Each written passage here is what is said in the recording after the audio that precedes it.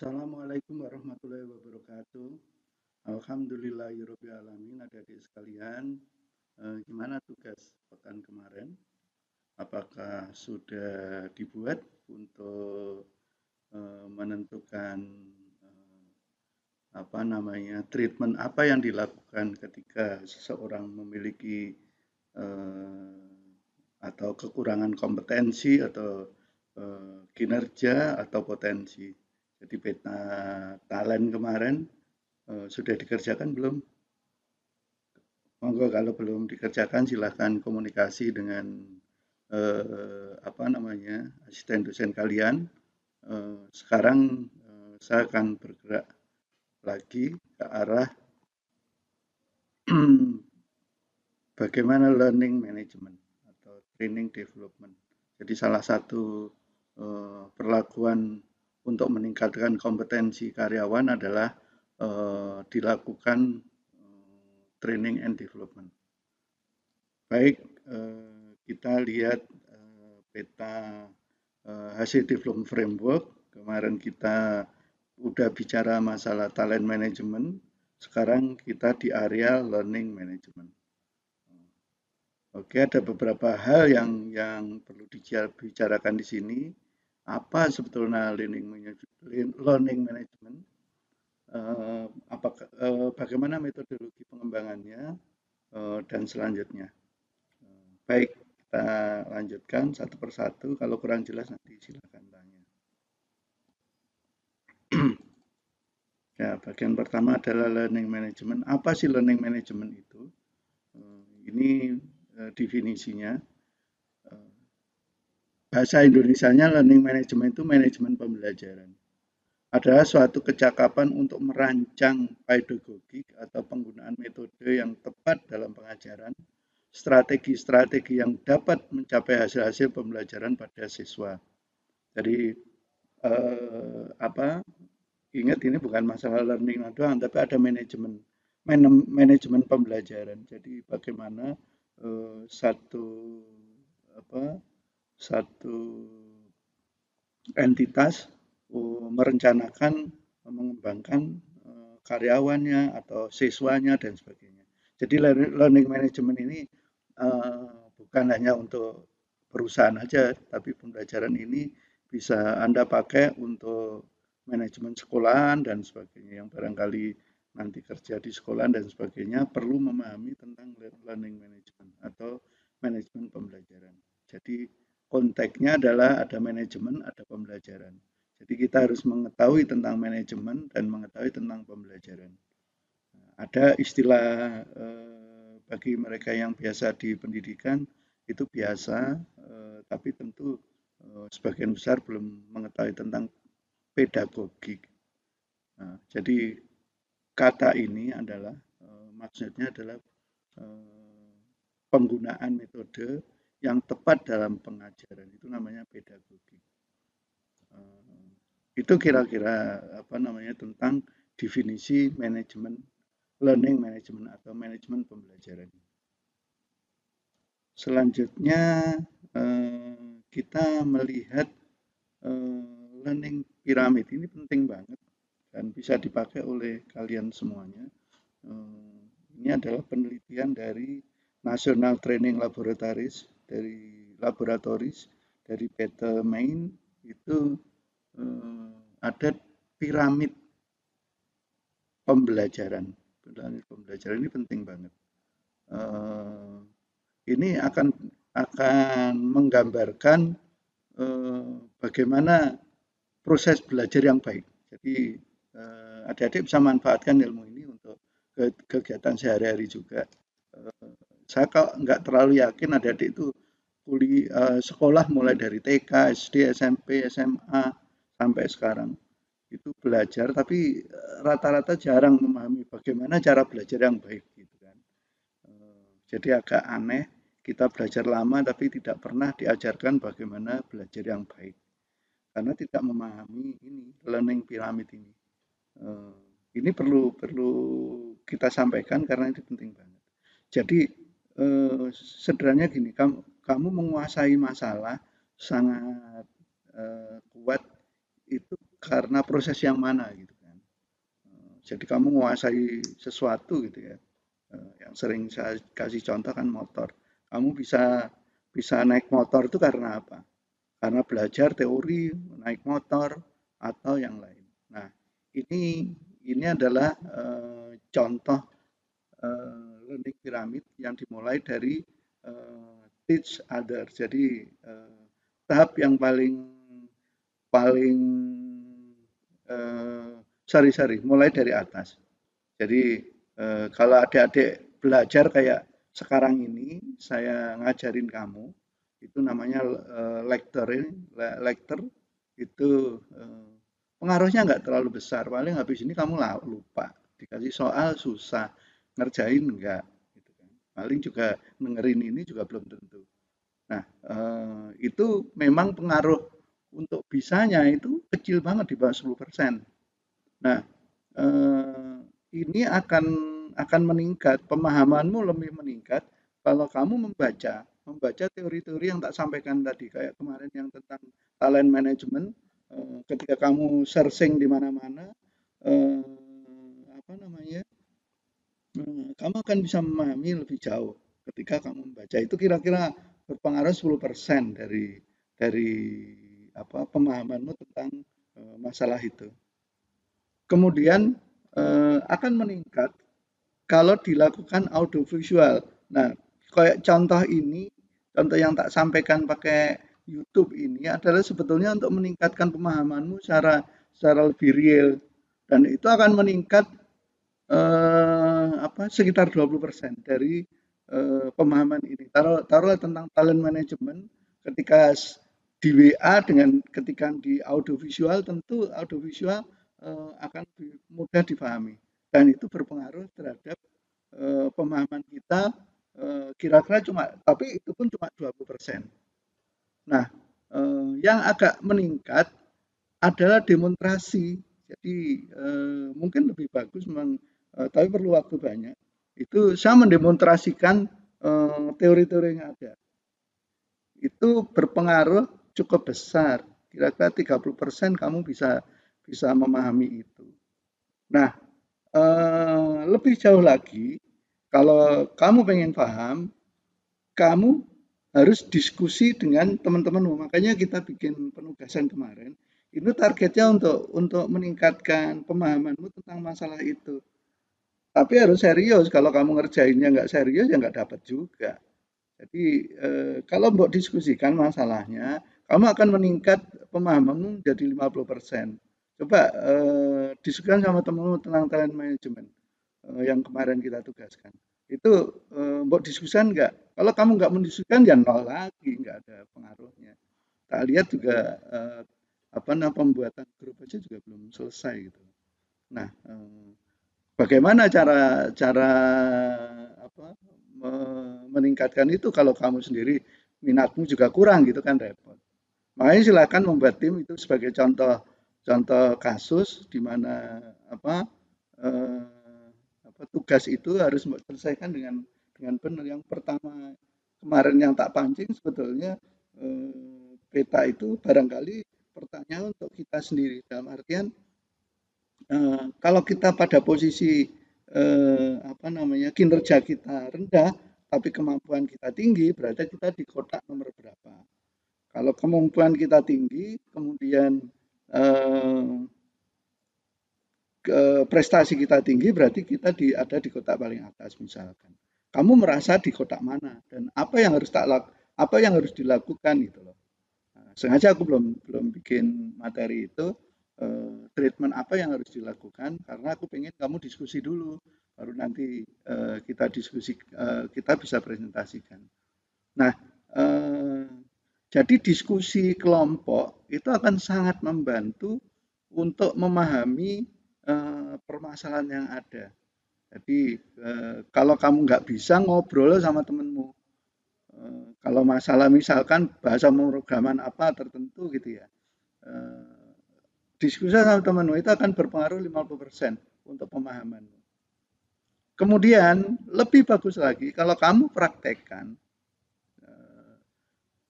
Tentu kalau talent management bisa aja dipraktekkan siapa yang yang yang akan mengembangkan dirinya masing-masing. Tapi mungkin lu rada jauh lah. Yang paling praktis di sini yang terkait dengan program studi kita adalah eh, apa namanya? Taruhlah kamu belajar pemrograman. Aku nggak tahu. Sekarang kamu sudah bahasa pemrograman apa yang sudah kamu pelajari? Misalkan bahasa C atau bahasa Pascal atau bahasa PHP dan sebagainya. Kalau kamu berkeinginan besar untuk bisa itu, setelah dilakukan pembelajaran dan sebagainya, lakukan praktek. Lakukan praktek. Kalau nggak mau lakukan praktek, wih luar biasa, kamu nggak akan bisa-bisa gitu kan. Paling 50% kalau diskusi, tapi sebetulnya kamu nol. Gitu kan. Nah, eh, posisi cukup tinggi kalau kamu mempraktekkan itu, nabrak-nabrak di sana sini, kamu akan ketemu ilmunya itu. Nah, lebih tinggi lagi, apa namanya, kalau kamu mengajarkan ilmu itu kepada teman-temanmu. Nah, kamu misalkan ngajari tentang PHP atau ngajarin tentang bahasa Pascal dan ke temanmu, kamu nanti akan meningkat. Karena kamu akan ada energi lain untuk menyiapkan diri supaya apa namanya eh, kamu menguasai materi itu. Kalau kamu tidak menguasai ketika kamu presentasikan, ketika ditanya sama audienmu, apakah temanmu atau muridmu, nah itu kesempatan, energimu akan tinggi untuk mencari jawaban-jawaban yang ada. Sama misalkan aku presentasi gini, ketika kamu bertanya sesuatu sebetulnya itu manfaat juga bagi aku, sehingga eh, kamu bisa lebih, aku bisa memahami permasalahan yang harus dihadapi. Nah, itu namanya teach other, jadi mengajari orang lain itu akan berpengaruh 90% kamu akan bisa menguasai materi itu. Oleh karena itu, cara pembelajaran yang baik itu adalah menjadi guru. Oke, pemahaman dasar ini yang harus harus pahami di lingkunganmu. Jadi apa itu perlu difahami sehingga kamu belajar itu tahu bagaimana cara belajar yang baik supaya kamu menguasai kecuali kalau kamu hanya mencari nilai, tentu ini nggak berlaku. Tapi kalau kamu pengen eh, pandai istilahnya punya kompetensi tertentu, nah langkah ini yang harus mbok lakukan.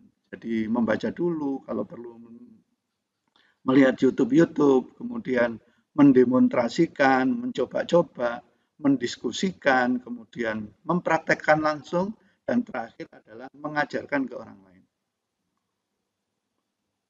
Oke, selanjutnya kita bicara tentang style, learning style, gaya belajar. Saya nggak tahu di sini udah saya pernah sampaikan belum. Kita itu sebetulnya punya banyak kompetensi atau potensi ya, atau kecerdasan. Nah, kecerdasan itu macam-macam orang. Nah, ini berpengaruh terhadap learning style dia. Jadi apa namanya? Ada tipe orang yang naturalis, jadi senang alam gitu ya. Kemudian ada yang senang bahasa, ada yang senang logika, matematika, ada visual spasial, jadi apa namanya, memahami masalah dari ruang lingkup, membaca dari alam gitu ya, visual. Sorry, apa? Penggambaran lah, penggambaran. Ada lagi yang di tipe kecerdasan kinestetik, para atlet itu ada di sini.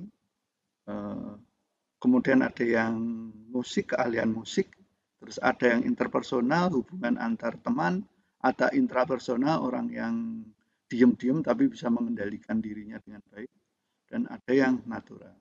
Nah, ini kecerdasan ada 8 kalau nggak 9 ini akan berpengaruh terhadap gaya belajar masing-masing. Jadi orang yang suka berbahasa pinjul, barangkali kalau menjelaskan harus harus pakai bahasa-bahasa apa bahasa-bahasa yang lebih menarik lah ya, pakai puisi lah atau lagu-lagu lah dan sebagainya. Nah, ini kita bisa manfaatkan untuk cara belajar kita. Saya nggak tahu di kelas ini saya udah pernah tes masalah ini belum. Ini kamu bisa tes, bisa diskusi sama teman-temanmu. Kamu itu tipe yang mana gitu loh. Ketika kamu memahami itu, kamu bisa tahu bagaimana cara belajar kamu yang lebih tepat.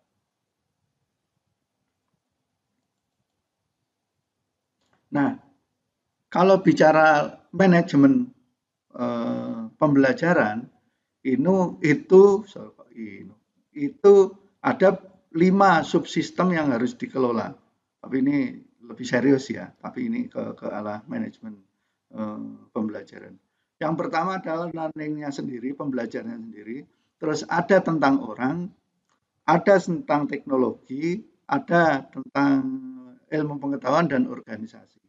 Jadi eh, kalau kita bicara SDM, karena ini manajemen SDM ya, bicara tentang bagaimana kalau kamu mendapatkan tugas sebagai pengelola manajemen pelatihan atau mungkin prakteknya kalau di lapangan barangkali kamu mengelola sekolahan atau pendidikan, mungkin ini yang perlu Anda pahami, yang harus Anda pahami. Jadi harus memahami tentang orang atau siswanya, harus memahami tentang teknologi apa yang digunakan untuk manajemen pembelajaran. Misalkan kalau dulu nggak ada Infocus, sekarang ada Infocus, gitu ya. Tentu pembelajarannya akan berbeda. Cara pembelajarannya akan berbeda. Kemudian tentang pengetahuannya, barangkali masalah-masalah itu harus dikuasai dengan baik dan organisasinya.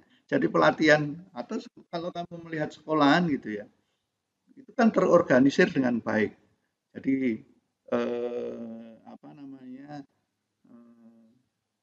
misalkan ada kepala sekolah, ada apa, tata usaha, ada bagian dapodik atau yang lain, dan masing-masing harus berfungsi. Kalau nggak jalan, tentu akan rumit. Jadi tidak sekedar guru dan murid yang terlibat, tapi bagaimana misalkan waktu guru masuk ke ruangan kelas, eh, apa,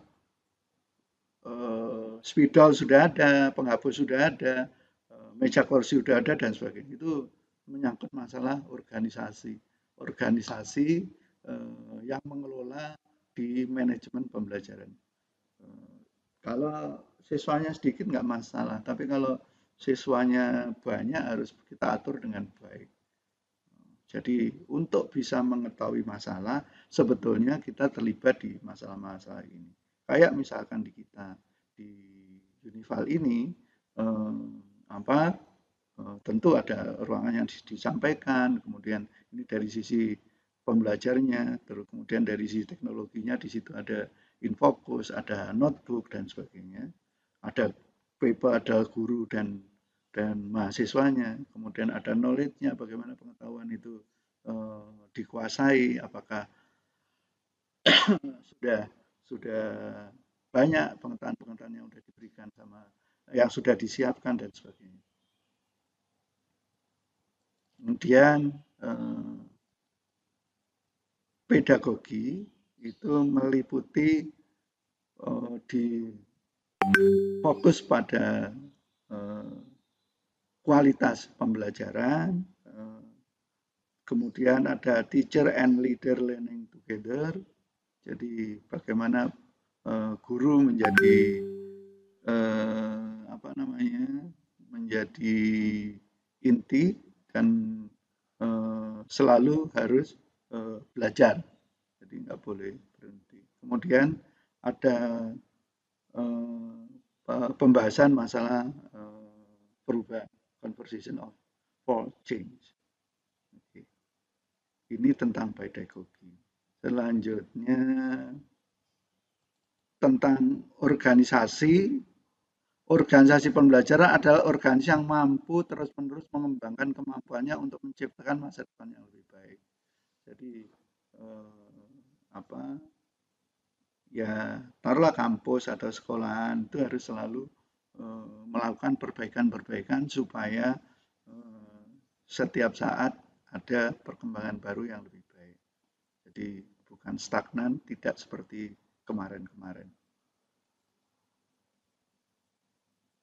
Nah, ini apa namanya? Mungkin kalau kamu nanti pelajar, silahkan mempelajari ini. Ini agak sedikit rumit juga.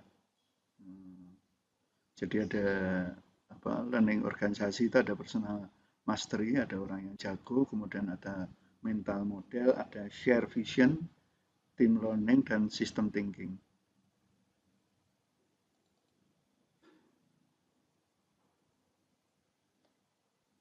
Oke, untuk sementara kita cukupkan sekian. Nanti kita lanjutkan ke bab berikutnya. Selamat belajar. Tolong selesaikan tugas-tugas yang kemarin, karena itu akan kalau ada kesulitan silakan tanya di WA nomor grup kita. Nanti kalau ada kesulitan, insya Allah nanti kita bicarakan.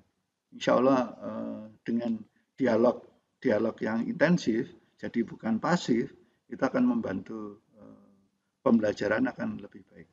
Demikian sementara. Assalamualaikum warahmatullahi wabarakatuh.